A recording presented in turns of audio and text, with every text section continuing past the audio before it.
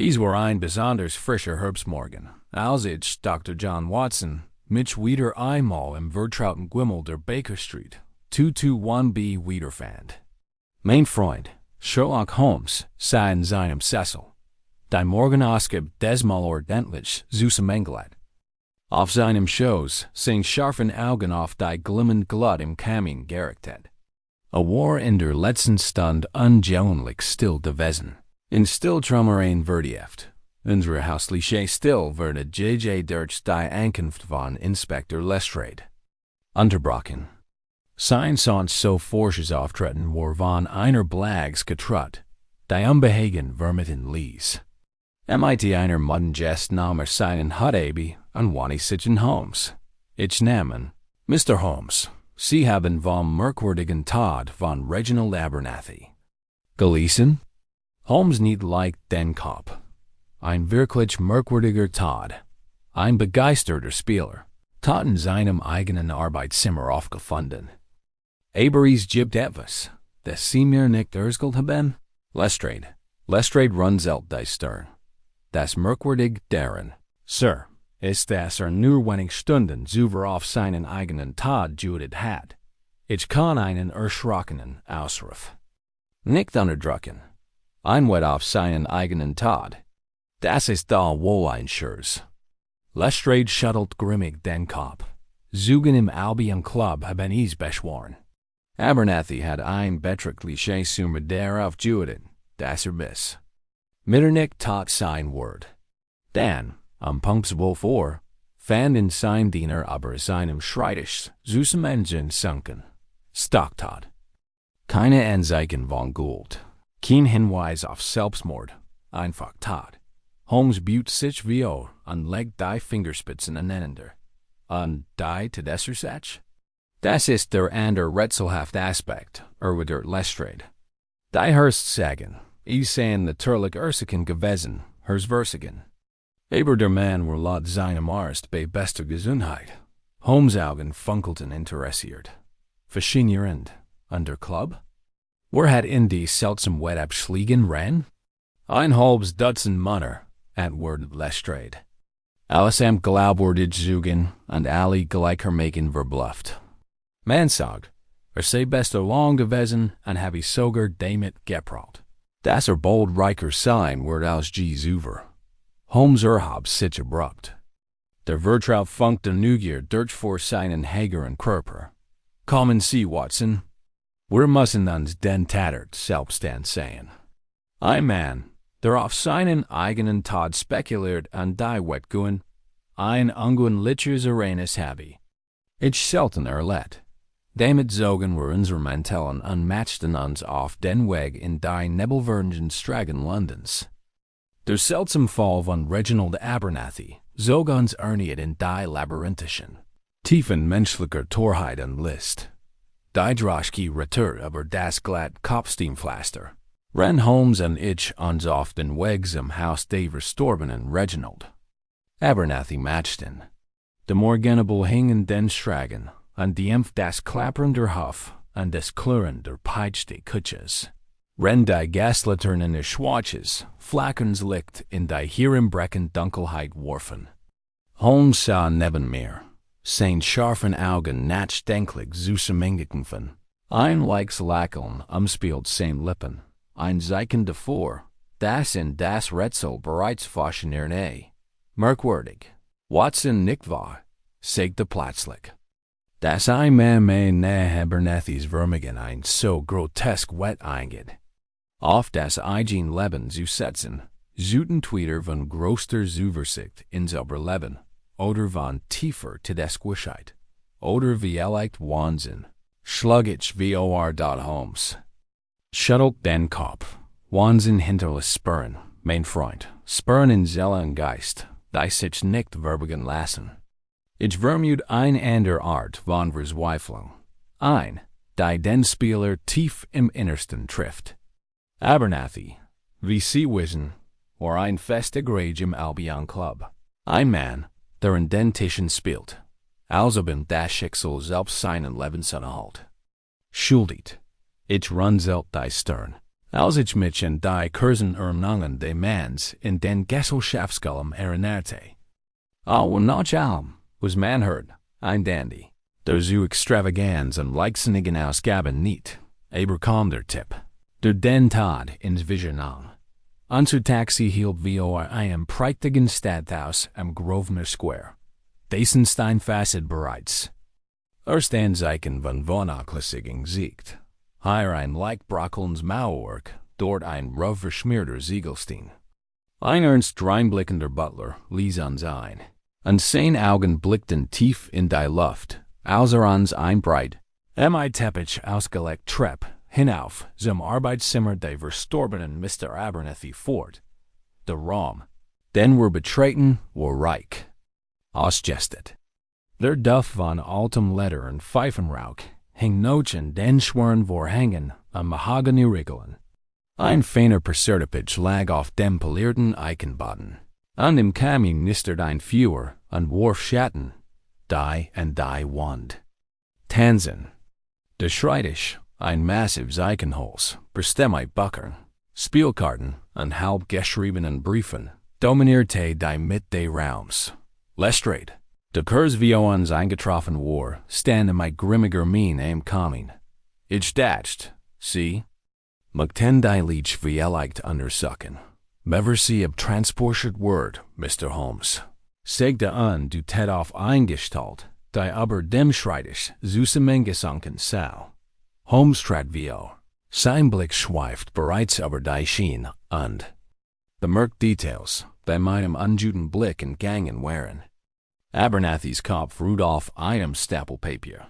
In einer Hand hielt noch immer einen edlen, Vollfederhalter mit silbernem Griff. Selbst im Tod siegt sein Gesichtsausdruck einen Anflug von Überraschung. Alsheit in der letzten Augenblick. Unvorbereitet getroffen. Holmes büht sich vor und nicht die scharfen Augen zusammen. Rende die Finger de Toten betrachtet. Merkwürdig, murmelte er. Bever sich den verstreuten Paperen auf dem Schreibtisch zuwandte. Hab einen kleinen elfenbeinfarben Pokerchip ho und betrachteten mit gerunzelter Stirn. Lestrade. Wurde, urgent dat was aus diesem Raum entwendet, bever where einkamen. Fragt Holmes abrupt. Der Inspektor runzelt die Stirn. Nein, behaupt. Nichts. Die Bediensteten haben die strikten Weisen, bis zu ihrer Ankunft nichts anzufassen. Holmes richtet sich auf. Sein Blick wandert zum Kamin und dann zurück zum Schreibtisch. Dann ist die Abwesenheit noch faszinierender. Ich blickte vorwärts auf den Schreibtisch. Was fällt Holmes? Anstatt zu antworten, ging Holmes zum Kamin, kauert sich hin und hab vorsichtig ein kleines aschgraues Stück vom Herd auf. Drehte es in seinen Fingern und steckte es in die Tasche. Watson, sehen Sie den schwachen Brandfleck in der Ecke dieser Schreibtischuntergalo? Sagt an, du tät auf einen kleinen, unregelmäßigen Fleck in der Kante. Ich sah genauer hin und bemerkte die leicht Würfelbang. Das Papier war leicht Gold, als ob es von einer Flamme barriert worden war. Kurzbever die Licht entdeckt wurde hier etwas verbrand. Fuhr Holmes fort. Da das Feuer im Kamin ist frisch in Fact und ungestert. Was auch immer zerstört worden, is gesche hastig an meine Absicht. Lestrades Mien verhartet sich. Aber der Mann ist in hersversigen gestorben, Holmes. Welch bedeutung kein ein Stück verbranntes Papier haben? Holmes lächelte schwach. Ein Frage, mein lieber Lestrade, die den Kern dieses Rätsels buried. Für einen Spieler, der auf seinen eigenen Tod wettet, kann ein einziges Stück verbranntes Papier genauso wichtig sein wie ein Dolch oder ein Giftampel. Damit wandte Holmes seine Aufmerksamkeit wieder dem Schreibtisch zu. Seine Augen suchten jede Ecke, jeden Papierschnipsel und jeden Tintenkleckseps, und sein Verstand entwarf eindeutig ein Muster, das dem Rest von uns verborgen blieb. Komm, Watson, sagte uns Stan abrupt auf. Wir müssen den Albion Club besuchen. Dort, vermut ich Root sich die Warnotter von Reginald Abernathy's letzter Wet offenbaren. Als wir die Großtreppe wieder hinabstiegen, spürt ich den vertrauten Nervenkitzel, der am ersten Aufkommen eines Großen Geheimnisses einhergeht. Denn wenn Holmes bereits den ersten losen Faden im dichten Jub dieses Falles gefunden hat, war es nur einfried der Zeit, bis den gesamten Wandteppich entwirrt und die seinen Folten verborgen Wahrheit enthüllt. Die Droschke hopert. Durch die vielen gewonnenen Stragen Londons rennt Holmes und ich uns auf den Wigs im Albion Club matchten, dem exklusiven Lokal, in dem Reginald Abernathy sein bizarre Wet abgeschlossen had. Der Nebel hing an den Gaslaternen unverwandelt. Liegt in geisterhaft Licht und das Klappern unserer Fertighuf halt durch die gepflasterten Gassen. Holmes Würfel in ein seiner gewanten Schweigen. Sein scharfer, habaktartiger Blick war auf einen unsichtbaren Horizont gerichtet, rende die Bruchstück bei volles Durching. Ich hatte die Stimmung bei meinem Freund erkannt, ein eigentumliche Mischung aus Erwarten und gespannter Konzentration, die auf einem Durchbruch in seinem Denken vorausging. Als wir endlich vor der imposenten Fassade des Albion Clubs ankamen, stieg Holmes voller Energie aus dem Taxi, schritt die Breitenstufen hinauf und durch die schweren Eichentoren, ohne zu zögern. Das Inner des Clubs war ein Welt für sich, ein Heiligtum aus tiefen Ledersessel, poliertem Mahagoni, und dem leisen Gemurmel der Stimmen, gedämpft durch dick Samtworange. Die Luft war erfüllt vom Duft von Zigarren und Brandy, das ließ Klicken der Billardkugel bildet einen sanften Kontrapunkt zum gelegentlichen Rascheln einer umgebelterten Seat. Ein livrierter Wörter kamen angehen. Sein Gesichtsausdruck war ein Mischung aus höflicher Neugier und joyter Diskretion. Mr. Holmes, Dr. Watson, sagt Anverbeut sich leicht. Wie kann Ihnen der Albion Club heute Morgen behilflich sein? Holmes niet justement den Kopf. Ich würde gern mit Ihrer Mitglieder sprechen, falls Sie anwesend sind. Insbesondere mit denen, die am Abend von Mr. Abernathy's letztem Bessig hier waren. Die Augen der Angestellten flackerten und verrieten einen Anflug von Besorgnis. Daher dutet lediglich auf die Rocher-Lounge, wo des Lies-Stimmengeschwür auf ein bescheiden Versammlung schliegen ließ. Als wir den Raum betreten, verstummten die versammelten Herren. Es war, als hätte sich die Luft beim Anblick Sherlock Holmes verdictet.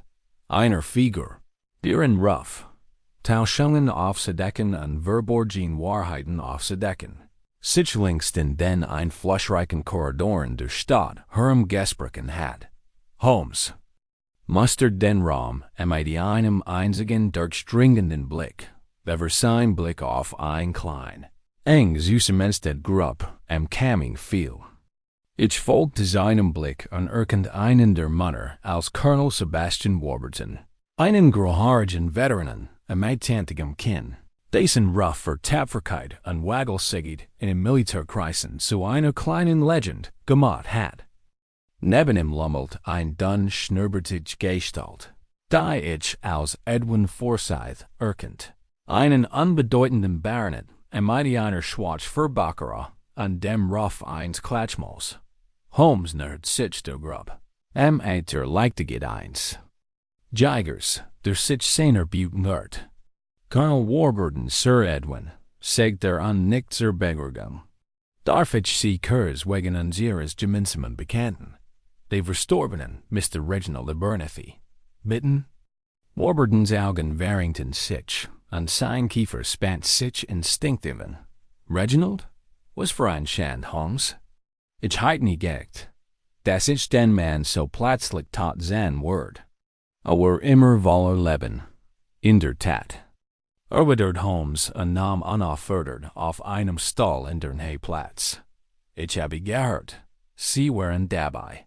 Also sein ungewöhnlich Wettabschluss. Forsyth büht sich sein Schnurrbart sagt. Ungewöhnlich, Kate. Man sagen, seg de Lise unverschwörsch. Abernathy waren diesem Abend bester Lawn, en stralt Gerardesu vio selbst vertrauen. Schlendert in den Raum, als heit Gerard ein Vermigen Juenen, obwohl keinen einzigen Chip auf den Tisch. Warburton grunzt. Ja, war in einer ungewöhnlichen Stimmung, Holmes. Behauptet, heit ein Sicker. Sach gefunden, etwas. Das ein reichermaßen Wort als Jeeds Förderungen oder Jeed Kartenhand. Holmes' Blick wurde scharf. An dies wet, wie genau hatte sie formuliert. Die beiden Männer tauschen einen kurzen Blick. Und Warburton antwortet. Sagt ganz deutlich, dass wie Mitternacht tat sein Wort an das jeder, der bereit war, seinen Einsatz. Zu verdoppeln, am nächsten Morgen erheblich reicher sein Wort. Hatte die Art dieser Wettner erläutert. Warf ich ein, mein Neugier sieht. Hat irgendwelche Risiken oder Eventualitäten angedeutet? Forsyth schüttelt den Kopf. Nein, Doktor. War unerträglich weich, als wär das ganz ein privater Scherz. Nur glaub ich nicht. Das Scherz. In seinen Augen lag ein fast, resignierter Ausdruck. Holmes lehnt sich zurück und klopft mit seinen langen Fingern wie seinem Kinn aneinander. Und hat Jemmen die seltsam Wettengine Namen? Warburton lacht bitter. Auf. Keine Menschenziel, Holmes. Oh, ich gab ein paar Jämmermal und hat gesigen Augenbrauen. Aber niemand dacht ernsthaft darüber nach. Der Mann hat den Ruf eines dramatischen Talents. Aber selbst sein engsten Freund konnten nicht glauben, dass so leichtfertig sein Leben riskieren würde. Holmes gestat sich ein duns Lächeln. Vielen Dank, mein Herren. Sie waren uns ein groß Hilf. A Standoff an signalisierte damit das Ende des Gesprächs. Als wir den Club verliegen, blieb Holmes im großen Marmorfeuer stehen. Sein Blick war wieder in die Fern gerichtet. Boinrehit Sie etwas, Holmes? Frag dich, als wir unserem Mantel holten. In der Tat, Watson? Erwiderte und schlüpfte mit einer schnellen, entschlossenen Beugung in die Hall. Es ist die Abwesenheit von Angst in Abernathys Wett, die mich beunruhigt. Ein Mann, der auf seinen eigenen Tod wettet, sollte entweder völlig hoffnungslos sein oder eine Gewissheit besitzen, die jeder Logik widerspricht. Da allem Anschein nach war Abernathy wieder verzweifelt, noch werkt. Hielt und sein scharfer Blick traf meinen. Ich vermute mein lieber Watson, dass dies Wett nicht bloß ein Glücksspiel war, sondern ein kalkulierter Schachzug. Ein Schachzugsmanns, der Glot. Heit die Chancen bereits zu seinen Gunsten manipuliert. Damit stieser die schwer. Eichenter auf und wir traten erniet in den wirbelnden Londoner Nebel. Wobei das Mysterium uns Herren immer größer wurde wie der Nebel selbst. Der Nebel hat sich verdictet, als Holmes und ich uns auf den Rückweg zur Baker Street matchten. Unser Taxi rattert durch die Dicht. Rache schwingert Luft wie ein Schiff auf hoher See. Holmes schwieg die Mieszeit der Fahrt, sein scharfern Adlerartigen. Gesichtszüge waren höchst Konzentration. Ich hatte gelernt, in solchen Momenten nicht zu streiten. Da ich wusste, dass sein Kopf 100 Möglichkeiten durchging, ein komplizierter als die andere. Als wir die 17 Stufen zu unserem Wohnzimmer hinaufstiegen, empfing uns Mrs. Hudson. Auf dem Treppenabsatz mit besorgtem Gesicht. Ein Herr erwartet sie. Mr. Holmes, sagt sie mit einem Anflug von Unbehagen in der Stimme. Ist schon seit fast einer Stunde hier und liegt auf an die wie ein Katz auf dem heißen Rost. Holmes tauscht einen kurzen Blick mit mir, bevor zügig den Raum betrat. Ein großer, nervsworkender Mann Anfang 40 erhob sich. Vom Sofa. Sein Hand waren ineinander verschränkt, was tief Angst variiert. Sein Kleidung war fein geschneidert, aber leicht zerknittert. Und sein Blick huscht durch den Raum, als recht niet our mighty einer Gefahr. Die aus den Schatten hervers us bringen droht. Mr. Cecil Hardwick, wench mich nicht der. Segt Holmes, nam seinen hat Abe, und warfen oft den nehag elegant stander. Der man riss die Augen auf.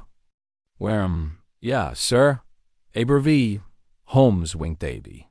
Ihr Siegelring treit das Wappen der Family Hardwick, und der Tintenflick auf ihrer linken Manschette, deutet auf einen Mann hin.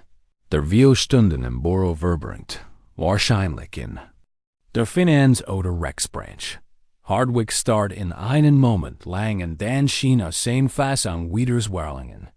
The Merkensword Mr. Holmes, ich sehe, ihr Ruff ist wohlverdient. Holmes bittet ihm, sich zu setzen. Then, nehmen Sie Platz an Ursland Sie mehr. Was Sie in die Baker Street fort. Der Mann sank auf das Sofa Zurich. Die Hand immer noch Nerves gefaltet. He's get den verstorbenen Reginald Abernathy. Begann mich leicht zittende Stimme. Ich habe gehört, Sie haben sich für seinen eigenen Tod interessiert. Holmes butte sich vor an fixiere Hardwick mit scharfem Blick. In der Tat. An welch Verbindung, wenn ich fragen darf, bestet zwischen Ihnen und dem verstorbenen Mr. Abernathy? Hardwick zigert anblickt. Zum Fenster als Recknieder halb dämmet, aus dem Nebel dahinter lauscher Suzanne. Ich war sein Anwalt, Mr. Holmes. Ich habe in dem letzten 10 Jahren sein Finanzen verwaltet.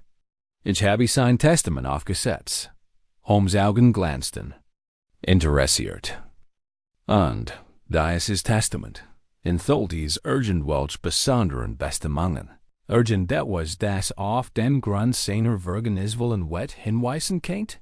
Hardwick schlucked. Das Gergush war in dem stillen Raum hörbar. Genau deshalb bin ich zu Ihnen gekommen, Sir.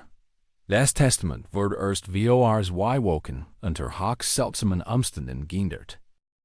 Inwiefern seltsam? Fragte ich und, butte mich VOR, dat Anwalt rutscht unbehaglich hin an her. Abernathy bestellte mich eins Abends zu sich nach Haus, ziemlich ungewöhnlich. Das normalerweise sein Geschwan meinem Borough. Ausabwickelt.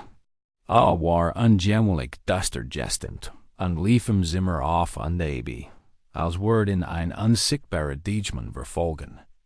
Legt mir einen neuen Entwurf seines Testaments vor, der ein ungewöhnlich Klausel enthielt. Holmes, leg die Fingerspitzen ineinander und kniff die Augen zusammen. Weiter.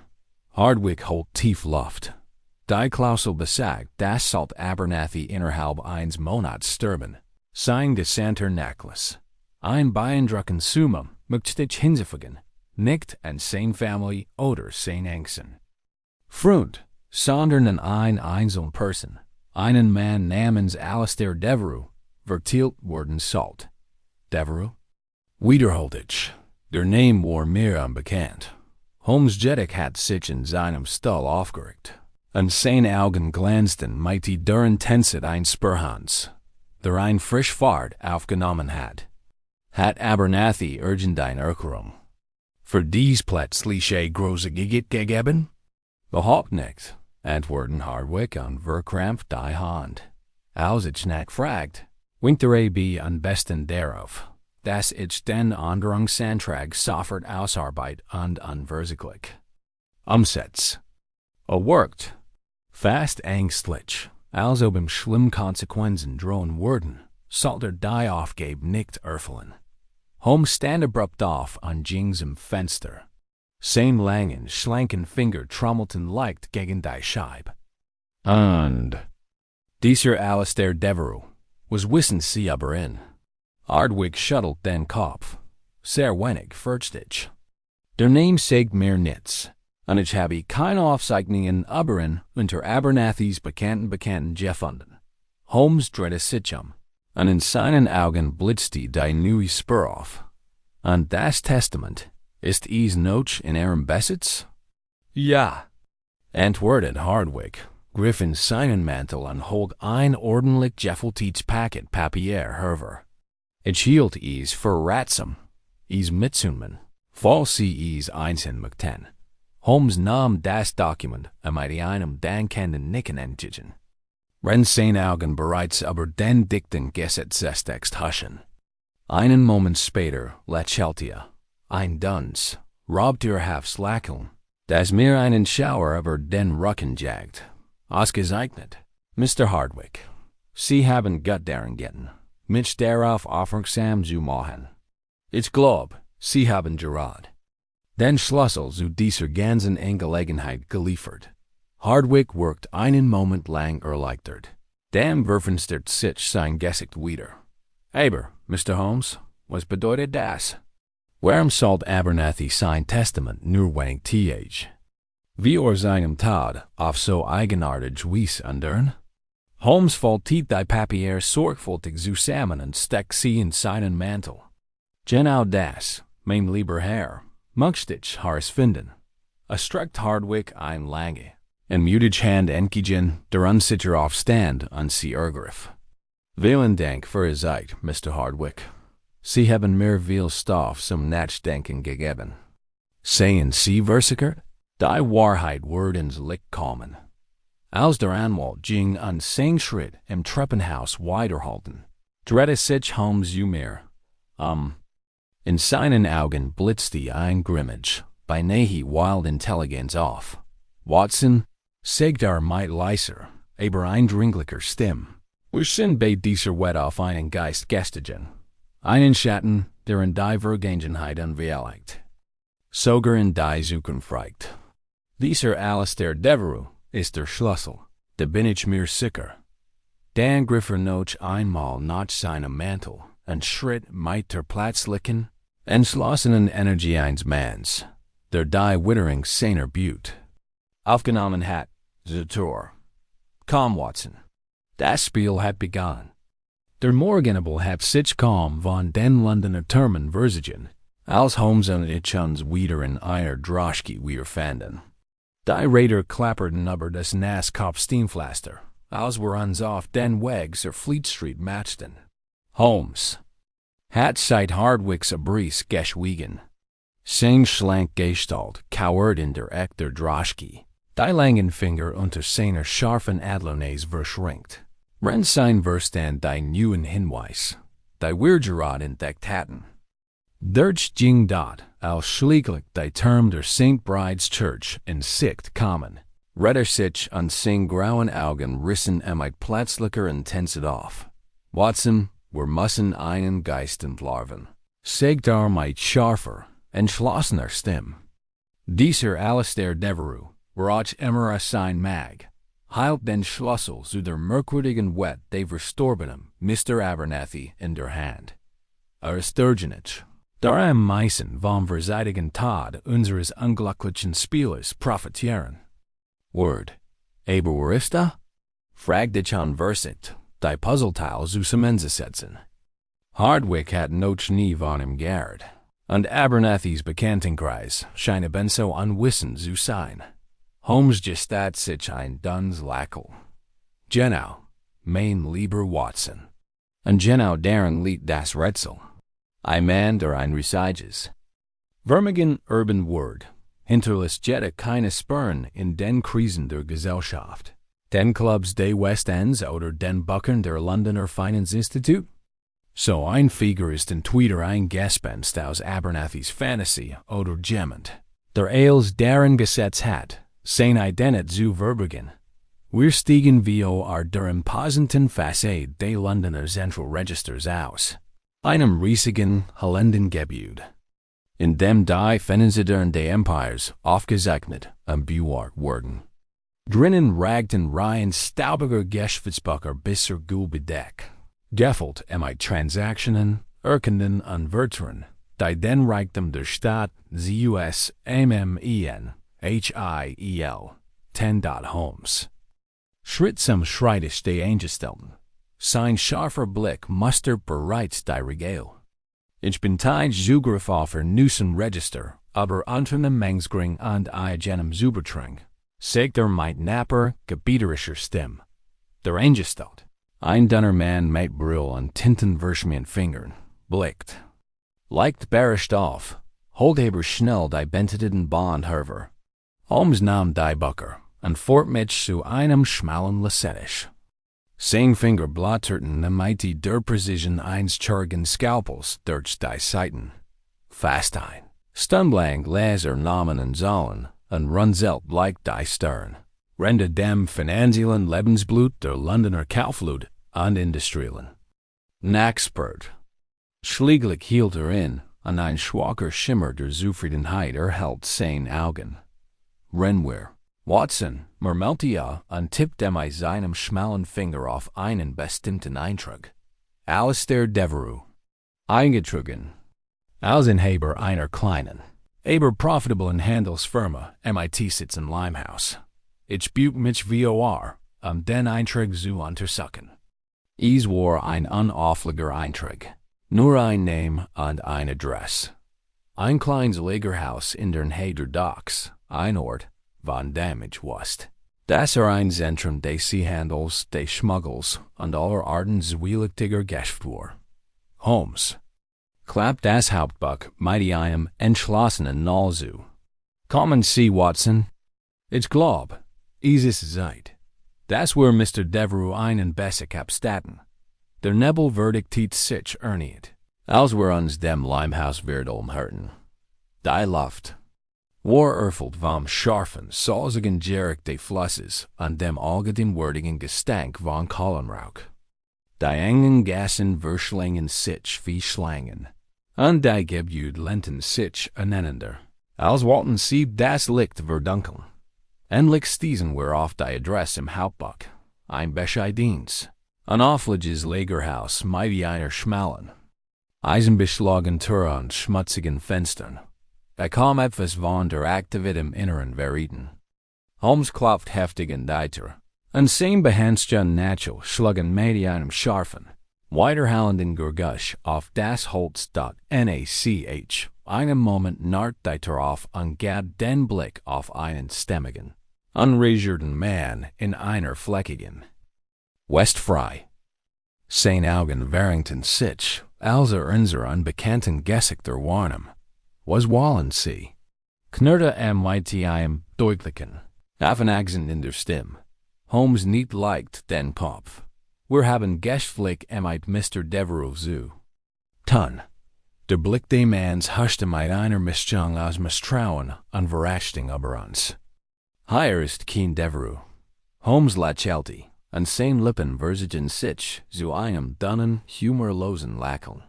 Ich rede Ihnen, es sich noch einmal zu überlegen, mein Freund. Wir haben einen langen Weg hinter uns, und ich möchte nicht gehen, ohne mein Neugier zu befriedigen. Es herrscht ein Kurs. Eingespannt still. Bever der Mann grunzt und zur Seite trat, uns anzutrennen. Das Inner des Lagerhauses war ein Duster, hallend Hail. In der die Luft von den Gerichen von Salzwasser, veritendem Holz und dem schwachen, beierden Geruch von Opium erfüllt war. Und den Wunden stapelten sich Kisten und Fässer. Deren Oberflächen mit kryptischen Symbolen und fremden Schriftzeichen versen waren. Holmes bewegt sich mit der Leichtigkeit einer Katz durch die Schatten.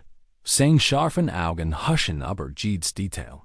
Schwieglich blieben neben einer großen, messingbeschlagen Truhe stehen, und sein langen Finger strichen über die schwachen, staubigen Flecken auf dem Deckel. Merkwürdig, murmelte und büt sich näher. Der Staub hier ist aufgewirbelt, Watson. Dies Truhe wurde erst kürzlich geöffnet. Beverage antworten konnte. Halt ein leises Klicken aus den Schatten, und ich spürt den kalten, unwirkenbaren Druck eines Revolverlifts in meinem Hinterkopf. Beweg. Dich nur einen Muskel, und du wirst zusammen mit dem armen Abernathy im Grab liegen. Sicht ein Stimme hinter mir. Ihr Tonfall war bedrohlich. Ich spannt mich an, mein Herz ermert, als Holmes sich langsam aufersteht. Sein Gesichtsausdruck war underchober. Sagte mit so ruhiger Stimme, als würde beim Frühstück mit einem alten Freund sprechen. Endlich seht sich der Geist, einen angespannt, A temlosen moment lang schien sich die Zeit zu denen an zu verzehren. Die Kaltimandung des Revolvers drückt sich in mein Schädelbisses wie der eisig Finger des Todes selbst. Die Luft. In dem schwach beleuchteten Lagerhaus wurde schwerer. Der Moder Jerick von Sauls und Veritendum. Holz vermischt sich mit dem Bayern Gestank meiner eigenen Angst. Holmes Jeddick blieb so gelassen wie G. Sein groß, schlank Gestalt stand im Schatten. G. Glinny seines Gesichts war von scharfer, berechnender Absicht geprägt. Sein grauen Augen huschen für einen kurzen Augenblick zu meien. Und ich deren ein boshafter Vorsicht und de Vertrauens zugleich. Kommen Sie jetzt.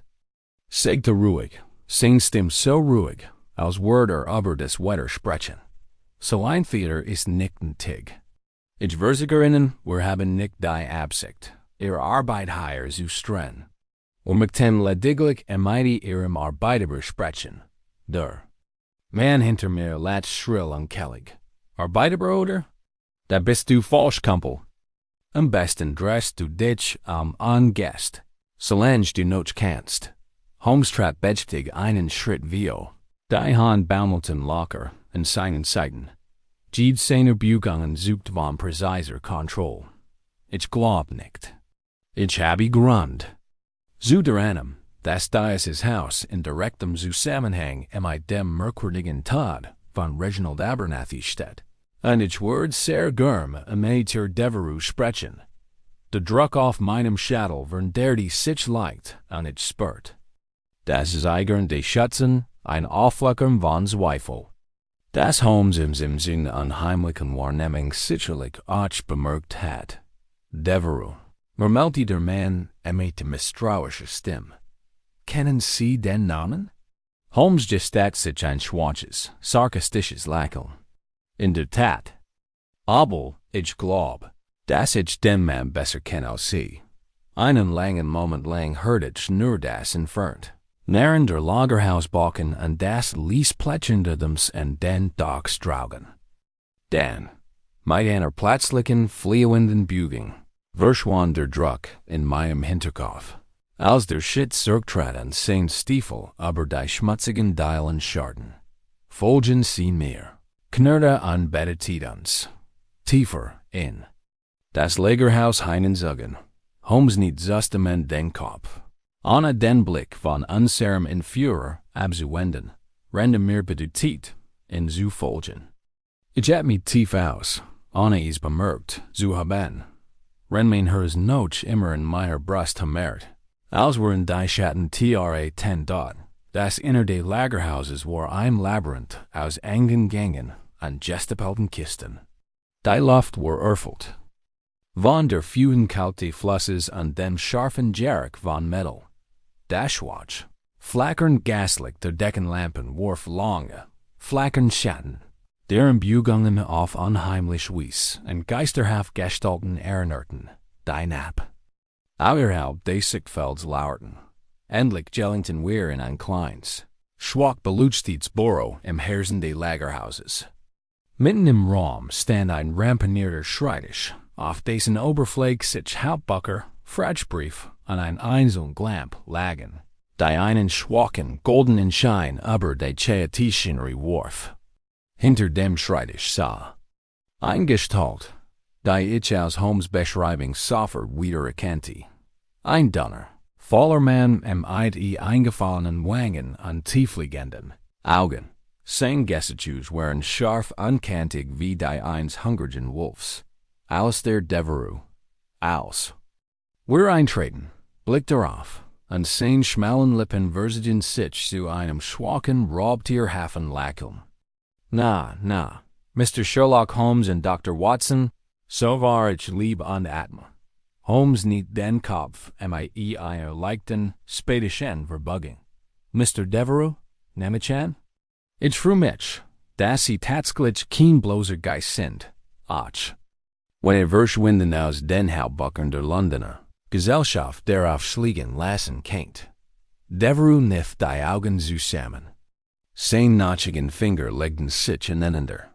Renderen an beter Zealand stands eier spin betrachtet, and fliegenpaar beobachtet. Sie sind ein mutiger Mann, mich auf zu suchen Holmes. Die Meisenheiten dies Angelegenheit lieber. Mit dem armen Abernathy begraben. Holmes lächelte, und St. James blitzen scharf und gefgrutsch auf. Und da stieg ich heier. Wollen wir nun die Höflichkeiten beiseite lassen, und aber die Wahrnador der Wettsprechen, die ihm das Leben kostet?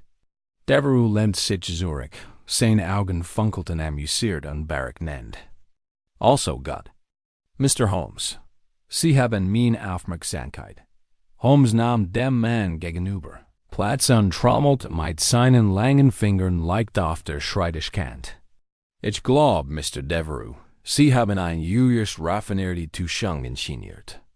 Einen verzweifelten Mann an den Rand des Wahnsinns treiben sollt. Sie haben Abernathy's fatalistischen Negungen ausgenutzt und dem von Unglitschen gewinnen und sicherem Untergang ins Ohr geflüstert, bis sich in seinem eigenen Aberglauben in der Enge befand. Devereux Lacombe wurde breiter. Da sein Blick blieb kalt und underchober wie Polierti Stein. Ein faszinierende Theorie, Holmes. Aber sagen Sie mehr. Welches Beweis haben Sie für diese angebliche Manipulation? Holmes' Augen glänzten mit dem wilden Raubtierhafen Licht. Eins Jaggers, der sich seiner Beauty neigt. Ein Beweis, Mr. Devereux, ist rein formuliert.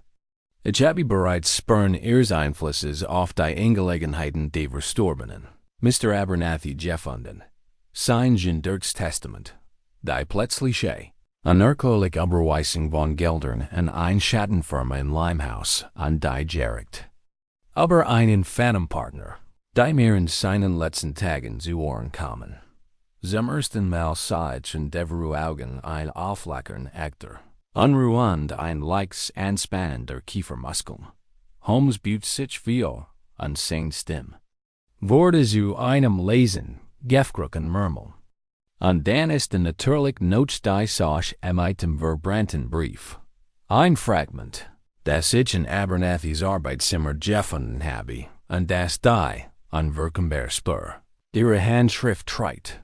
Devereux Finger schlossen sich fester Die Schreibtischkant, und für einen Kursen, wie es again den Augenblick fiel sein ruberisch Fassade ins Wanken. Holmes lächelte, und seine scharfen grauen Augen blickten unverwandt auf seinen Gegner. Ich glaub, Sie haben einen schwerwiegenden Fehler gemacht, Mr. Devereux. Sie sind zu weit gegangen, haben Ihre Karten zu aggressiv gespielt und dabei ein Spur aus Brotkrumen hinterlassen, die selbst die Schlossspin nicht verbergen kennt. Ein langen Moment lang waren nur das entfernten Narren des Lagerhauses am Main Lieses gleichniges Keuken zu ran. Dann lehnt sich Devereux endlich zurück, und seine schmalen Lippen fnetten sich zu einem langsamen, humorlosen Lachen. Also Gott, Mr. Holmes, sagte und in seinen Augen blitzte ein Mischung aus Bewunderung und Verachtung. Sie haben mich dazu gezwungen. Wollen wir also sehen, ob Schlussfolgerungen im grellen Tageslicht wirklich bestend haben? Die Luft in dem engen Lagerhausbüro wurde kälter. Das ferne Agendadems an des nahen alter Backen, verliehender angespannt und still. Einen gespenstischen Unterton. Holmes blieb sitzen. Seine langen, schlanken Finger trommelten noch immer sanft auf dem verschränkten Holzschreibtisch. Seine grauen Augen hefteten sich auf Alistair Devereux Falls hohlwangiges Gesicht. Einen langen Moment lang starrten die beiden Männer einander. Die scharfen Kanten von Holmes' Gesichtszügen traten im flackernden Lampenlicht deutlich hervor.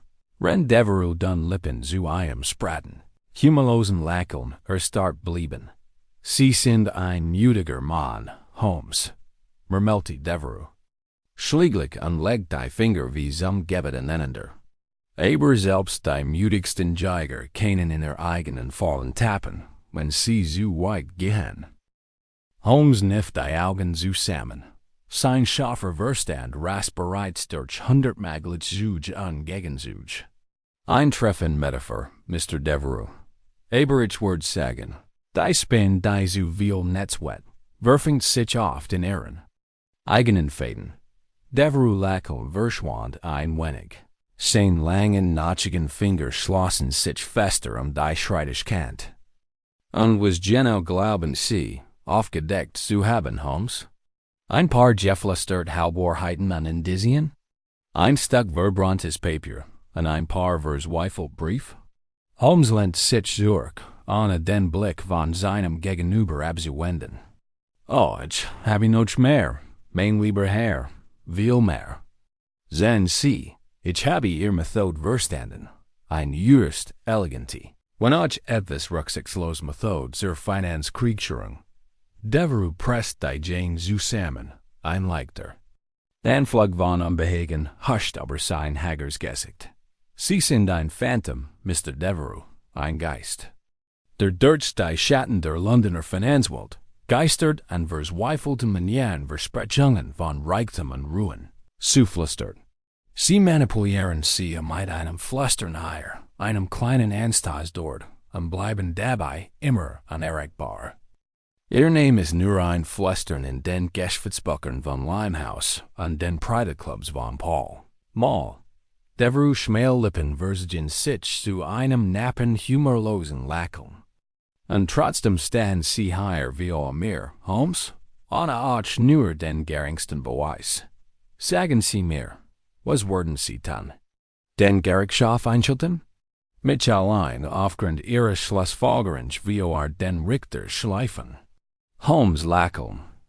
Wurde schärfer, seine Augen glänzten im grimmigen Licht eines Jägers, der sich seiner Buch nähert. Ich brauch Scotland Yard nicht einzuschalten, Mr. Devereux, denn ich habe mir bereits ein Falle gestellt, in die Sie mit Ihrer Arroganz unwissentlich hingestolpert sind. Devereux kniff die Augen zusammen und umklammert den Schreibtisch. Noch fester, wovon redest du? Holmes buht sich vor, und seine Stimme senkt sich zu einem leisen, giftgrücken Flüstern. Aber, Sie wirklich geglaubt, ich werde mich in dies Dunkelheil begeben, ohne vorher mein eigenen Fallen zu stellen? In diesem Moment wurden genau die Papier, die Sie zu verbergen suchten, Ihr Geschäftsbücher, Ihr geheimen Vertrag, an Ihr geflüsterten Drohungen, von einem just gewissenhaften Inspektor der Yard, Untersicht, der mehr als. Nur ein paar Gefallen schuldet. Devereux Gesicht war jeglich Farbe. Sein eingefallenen Wangen wurden im flackernden Lampenlicht noch blasser. Holmes erhob sich langsam. Sein Großgestalt warf einen langen, kantigen Schatten durch den engen Raum. Sehen Sie, Mr. Devereux, Sie haben die Reichweite meines Einflusses unterschätzt. Genauso wie Sie die Loyalität Ihrer unterschätzt haben, die Sie manipulieren.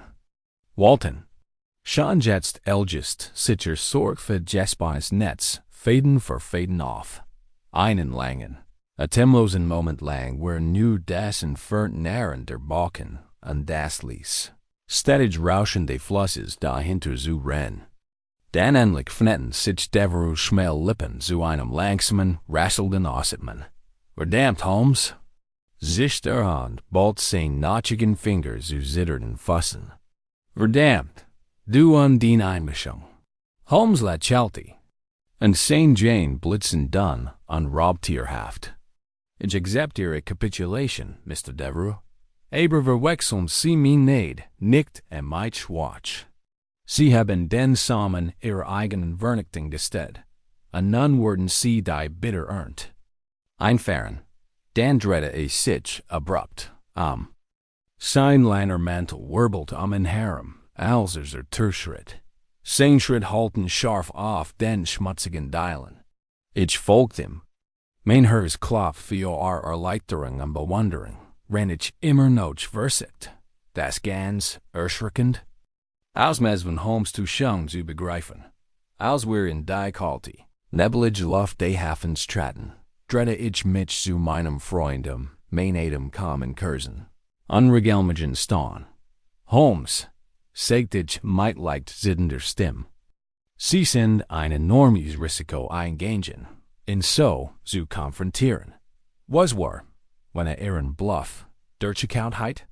Holmes lächelte, und sein scharfen, kriegerischen Gesichtszug wurden für einen kurzen Moment durch einen Anflug echter, belustigen Weiker. Mein lieber Watson, antwortet mit stiller Zufriedenheit in der Stimme. Ich bluff nie. Wir betreten den wirbelnden Nebel der Limehouse-Docks. Unser Stiefel klirrten scharf auf dem nassen Kopfsteinpflaster. Als wir uns auf den Weg zum wartenden Taxi machten. Holmes blieb einen Moment am Rand der Kai stehen und suchte mit die scharfen Augen das trübe Wasser durch dem Seeb. Als suchte in der Dunkelheit dahinter nach einem letzten, schwer fassbaren Hinweis. Und jetzt sagte an sein Stimme wurde zu einem leisen, fast nachdenklichen Murmel. Müssen wir die letzten Teil an Ihren Platz bringen? Denn ich fürcht, dieses Spiel ist noch nicht zu Ende. Ich zittert. Die kalte Feuchtigkeit des Flusses drang in mich nacken, als ich meinem Freund in die nebelwürdigen Tiefen der Stadt folgte. Als wir zur Baker Street zurückkehrten, hat sich der Nebel verdichtet. Und sein Feuden schlieren krochen durch die Straßen wie die gierigen Finger eines unsichtbaren Geists. Mrs. Hudson, stets aufmerksam auf das seltsam Kommen und Gehen ihrer Untermieter, hat ein Prasselnsfeuer im Kamin entfacht, dessen warmes Glühen einen willkommenen Kontrast zu der Kälte bildet, die an unseren Manteln klebt. Holmes schritt zu seinem gewohnten Platz am Kaminfeuer. Sein scharfen, raubtierhaften Gesichtszug wurden durch die tanzenden Flammen deutlich hervorgehoben. Ließ sich in seinen Sessel fallen und legte die langen, schlanken Finger unter dem Kinn aneinander. Wenn sein scharfer Verstand die Ereignis des Abends noch einmal durchging. Ich sank in meinen Sessel, noch immer atemlos von unserer Begegnung mit Devereux, und mein Gedanken rasten. Einen langen Moment lang hörte ich nur das Knistern des Feuers und das Lies von Ratterneins Taxis, das unten auf der nebelwürdigen Straße, wobei vor. Schließlich kann ich die still nicht länger ertragen. Holmes, sagte ich, umbeut mich vor. Sie sind heute Abend ein enormes Risiko eingehen. Wenn Devereux Ihren Bluff erkennt eine volle Durchgekautheit, Holmes' scharf Grauaugen blickten mich und ein schwacher Schimmer von Belustigung lag in ihren Tiefen. Mein lieber Watson, erwiderte mit stiller Zufriedenheit in der Stimme, das war kein Bluff. Die Dokumente, von denen ich sprach, existieren tatsächlich. Ein Inspektor Lestrade bei Scotland Yard prüft sie gerade. Ich blinzelte, einen Moment lang verblüfft. Aber wie? Du hast da nie erwähnt. Holmes lächelte, und seine schmalen Lippen versetzten sich zu einem schwachen, sarkastischen Lächeln. Ich habe festgestellt, Watson, dass der Beberstellungseffekt auf die wirksamste Waffe ist. Ich habe Lestrade wie unser Brief nach Limehouse eine Nachricht geschickt und hineingewiesen. Die Bücher, die wir in Abernathy's Büro entdeckt haben, und die verbrannten Fragmente, die wir aus seinem Arbeitszimmer geborgen haben, zu beschlagnahmen. Mit diesen Dokumenten würde selbst einem so gerissenen Mann wie Devereux schwöfeln, der Gerechtigkeit zu entgehen. Ich verspürt ein Wall der Bewunderung für die unheimlich Weitsicht meines Freundes. Aber mein Herz noch immer von den Erinnerungen an unsere Konfrontation hammert. Aber was jetzt? Fragte ich. Devereux wird nicht einfach aborten, bis sich die Schling zusieht. Wird zurückschlagen, wie leicht sogar die tadlicher Gult. Holmes' Augen funkelten wild und raubtierhaft. Genau, mein Lieber. Watson. Und genau darauf schall ich. Der nächsten Morgen dämmerte grau und kalt. Der Nebel klebt hartnäckig in den Straßen. Als wolle seinen geisterhaften Griff an die Stadt nur widerwillig lassen. Als ich aufwachte, war Holmes bereits bei der Arbeit. Sein lange, kantige Gestalt stand im Bild des Fensters. Als auf die nebelwürdigen Straße hinunterblickt, Sein scharfen Gesicht zu einer meist höchster Konzentration verzigen. Watson. Segte, ohne sich umzudrehen. Sie dich schnellen. Wir haben zu tun. Ich beeil mich zu gehorchen. Wenn mir immer noch fragen durch den Kopf gingen, wenn ich mein West zucknupfdumpt an nach meinem Mantelgriff. Haben Sie einen Plan, Holmes? Holmes drehte sich sein Augen blitzen. Wie wilder Entschlossenheit. Das Tuesday ich in der Tat. Devereux ist ein gerissener Gegner. Aber sein Arroganz wird ihm zum Verhängnis worden. A word nicht fliehen. A word versiken, mich zu konfrontieren. Den Spies umzudrehen, in einem letzten verzweifelten Versig. Die Kontrolle über sein zerfallens Imperium zurückzugewinnen. A ging zu seinem Schreibtisch anschab einen Stapel Papier beiseite. Darunter kam ein kleines, letterbundenes Notizbuch zum Vorschein. Ich habe in keine Wahl gelassen, Watson. Muss handeln, und zwar schnell. Dennoch, das jeder Moment, denner Ziggert, die Schling seinen Hals enger sieht. Ich runzelt die Stirn und versigt immer noch. Das Wahlausmaß von Holmes' Plan zu begreifen. Aber wie können Sie sicher sein, Gasser zuschlagen Wort? Holmes' Schmählippen versigen sich zu einem scharfen, raubtierhaften Lächeln. Weil ich mir, mein lieber Watson, die Freiheit genommen habe, den letzten Kater auszulegen. Warf das Notizbuch auf den Schreibtisch. Der Einband klappt auf und gab den Blick auf ein einzig, hastig hingekritzelt Notiz frei. Ein Herrn Alistair Devereux. Wenn Sie die Angelegenheit unserer gemeinsamen Bekanntschaft besprechen möchten, können Sie mich morgen früh 9 Uhr in meinen Räumlichkeiten in der Baker Street 221b antreffen. Deine Sherlock Holmes, ich spürt einen plötzlichen, eisigen Schauer in meiner Brust. Holmes, sagt ich, und mein Stimm senkt sich zu einem leisen, drängenden Flüstern. Du lädst in unser Haus ein? Du setzt dich damit einer schrecklichen Gefahr aus. Holmes' Augen blitzen wild und raubtierhaft auf. Genau, mein Lieber. Denn hier, auf unserem eigenen Boden, werd ich die letztvolle stellen. Es hat kaum nun geschlagen, als ich scharf unentschieden an. Der Tür klopft.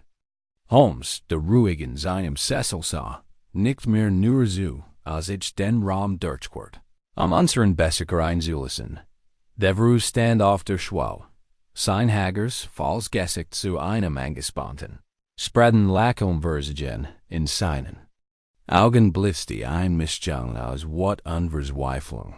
Mr. Holmes, sagt und trat den langsamen besteigen Bügeln eins in die eingetriebenen Raubtiers über die Schwelle.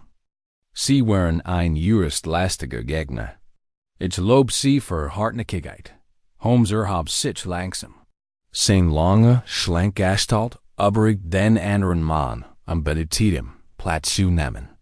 Und Sie, Mr. Devereux, waren ein just gerissener Gegner, aber ich fürcht, Ihr Spielchen habe nun endlich ein End. Devereux' Schmählippen versigen sich zu einem Nappen, humorlosen Lächeln, als Platz nahm und sein notchigen Finger die Armlehnen umklammerten. Wir werden sehen, Mr. Holmes, wir werden sehen. Einen langen Moment starrten sich die beiden Männer durch das kleine, überfüllte Wohnzimmer hindurch und ihr Blick in einem stummen Matchkampf verstrickt. Dann lehnt sich Holmes endlich zurück, sein scharfen Gesicht wurden für einen kurzen Moment weicher, und lot sich ein schwaches, sarkastisches Lächeln. Sollen wir anfangen? Sagt mit leiser und gefgrütscher Stimme. Devereux' Schmählippen versigen sich zu einem humorlosen Lächeln. Aber bitte, Mr. Holmes, mal sehen, wird dieses Spiel wirklich beherrscht. Die Spannung im Wohnzimmer der Baker Street 21b nistert wie die ersten Blitz eines Gewitters. Alistair Devereux saß steif in seinem Sessel, sein eingefallenen Wangen im flackenden Gaslicht not straffer, sein notchigen Finger ballten sich in den Armlehnen, IHM gegenüber Lummelt Holmes im Trügerischer Leichtigkeit, die langen, schlanken Finger unter dem spitzen Kinn verschränkt. Die grauen Augen starr auf seinen Gegner gerichtet. Ich nahm meinen Platz und Holmes sieht ein, mein Herz hämmert. In meiner Brust, mein Blick huscht Nerv zwischen den beiden Manieren hin und her. Obwohl ich meinem Freund in unseiligen Auseinandersetzung im kriminellen Unterwelt zur Seite gestanden hat ich das Gefühl hintergult, noch nie so stark gespürt wie in diesem Moment. Einen langen, atemlosen Moment lang schwieg. Keiner der beiden. Die einzigen der Gusch waren das Lies städtisch Nistern des Führers im Kamin und das Lies Narren des Stalls. Als Devereux unruhig auf seinem Stuhl hinunterrutscht, schläglich brach Holmes das Schweigen. Seine Stimme war kalm gelassen, und sein scharfer Blick ließ Devereux schmelz. Falls gessig nicht los. Mr. Devereux, sagte mit scharfer Stimme, die so scharf war wie die Schneid einer fein geschliffenen Klinge. Sie sind ein Mann von beträchtlichem Intellekt, List und, wenn ich das sagen darf, einem gewissen, rücksichtslosen Charme. Sie haben ihr Imperium auf den engsten und schwachen Anderer aufgebaut, und ein Netz aus Lügen und Täuschungen gesponnen, das sich über die halbe Stadt erstreckt. Da selbst die listig Spinn verfängt sich irgendwann in ihren eigenen Fäden. Devereux Schmählippen verzigen sich zu einem knappen, humorlosen Lächeln, und seine dunklen Augen verringten sich, als Holmes' Blick begegnet. Sie schmeicheln mir, Mr. Holmes.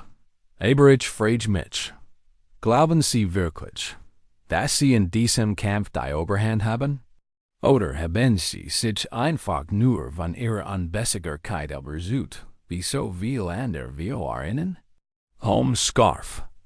Kantig Zugs wurden für einen kurzen Moment weicher. Seine dünnen Lippen verzigen sich zu einem schwachen, sarkastischen Lächeln. Ein berechtigt Frage, Mr. Devereux. Aber ich versichere Ihnen, mein Vertrauen entspringt nicht der Arroganz, sondern sorgfältiger Berechnung. Ich habe Ihr Methoden, Ihr Beugungen, Ihr Motiv studiert und glaub, Sie besser zu verstehen, als Sie sich selbst. Devereux presst die Jane zusammen und krallt seinen notchigen Finger in die Armlehnen. Ah ja, Mr. Holmes. Dan. Worden Sie mich vielleicht aufklären? Holmes bot sich wie, seine grauen Augen funkelten wild und raubtierhaft. Also, gut, Sir, betrachten wir die Fakten. Sie sind ein Mann, der die schwachen anderer ausnutzt.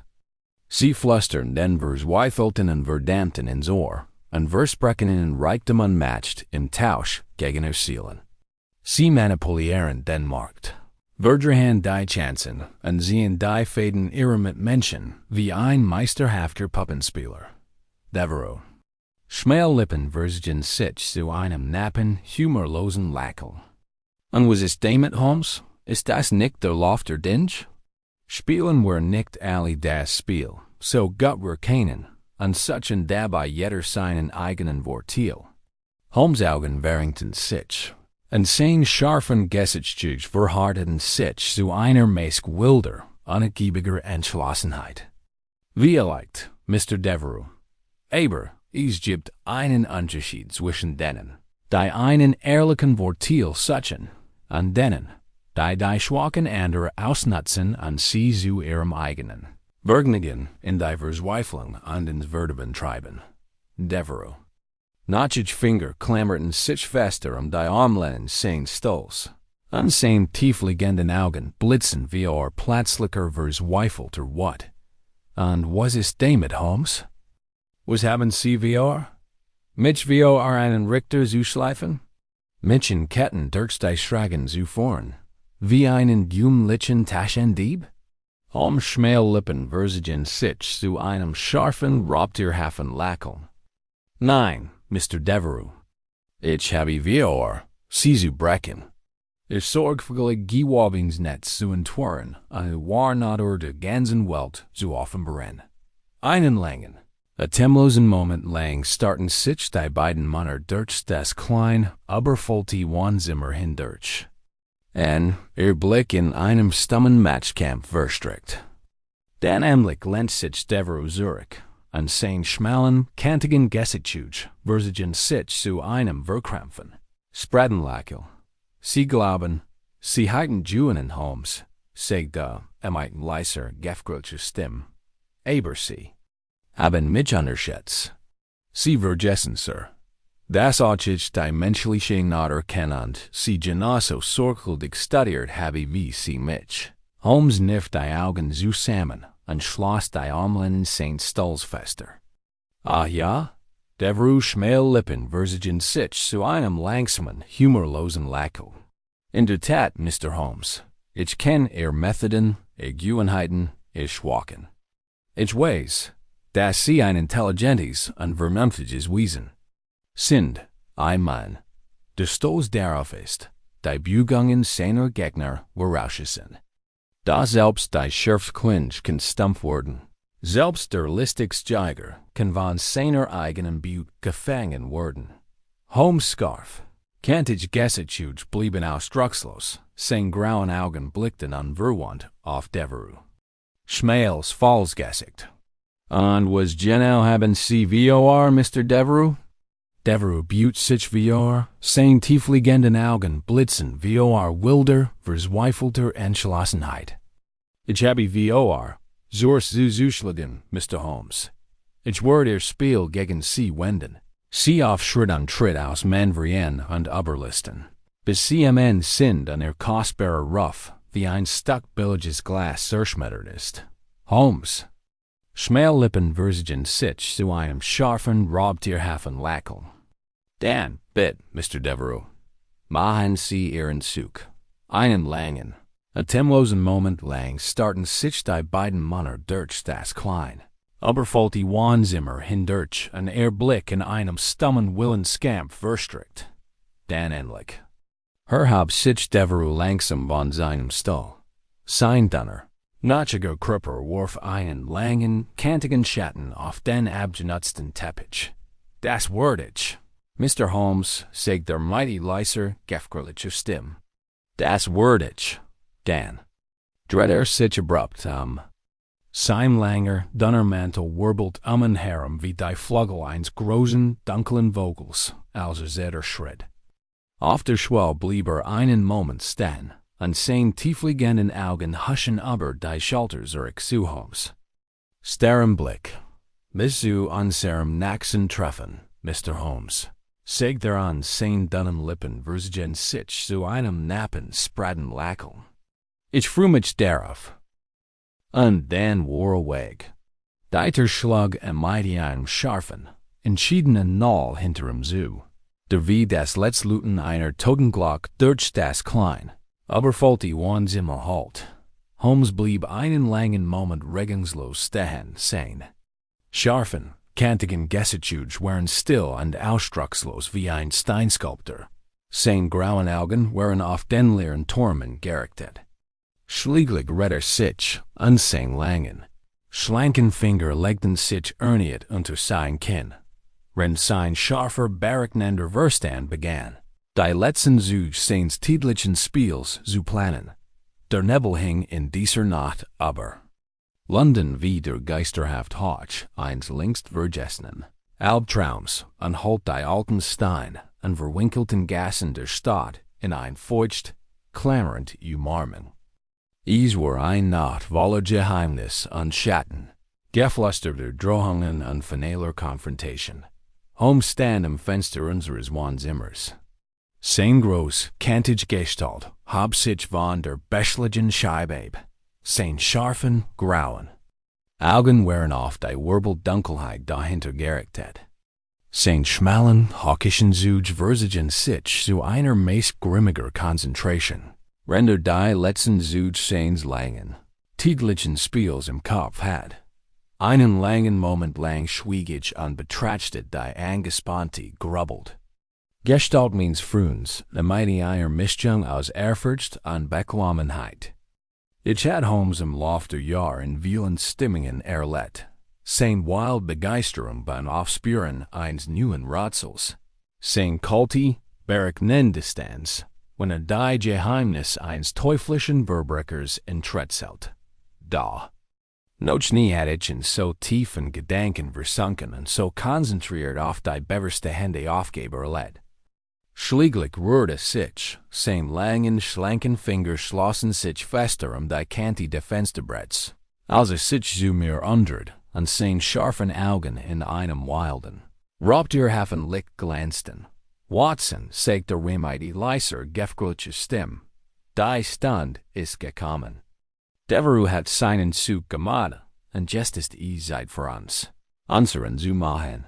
Ich spürt einen plötzlichen, eisigen Schauer in meiner Brust. Holmes, Sie meinen da nicht. Unterbrach mich mit einer scharfen, ungeduldigen Gest. Wir haben keine Zeit zu zögern, mein Lieber. Die Falle ist gestellt, und die letzten Puzzleteile fügen sich zusammen. Wir müssen schnell handeln, sonst riskieren wir, alles zu verlieren. Ging zu seinem Schreibtisch und schob einen Stapel Papier beiseite. Darunter lag ein kleiner, messingbeschläger Revolver, dessen polierte Oberfläche im flackernden Gaslicht glänzt. Griff nach der Waffe, und seine langen, schlanken Finger schlossen sich mit der Zutem Leichtigkeit eines Manns, der die Gefahren seines Berufs seit langem tun war, das kalte Metall. Das kalten Metall.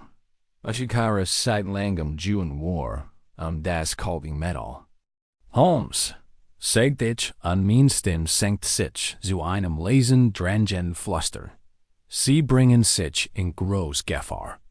Devereaux ist ein verzweifelter Mann, in die Enge getriebens Radier, und wird nicht zögern, zuzuschlagen, wenn ein Bedrohung wittert.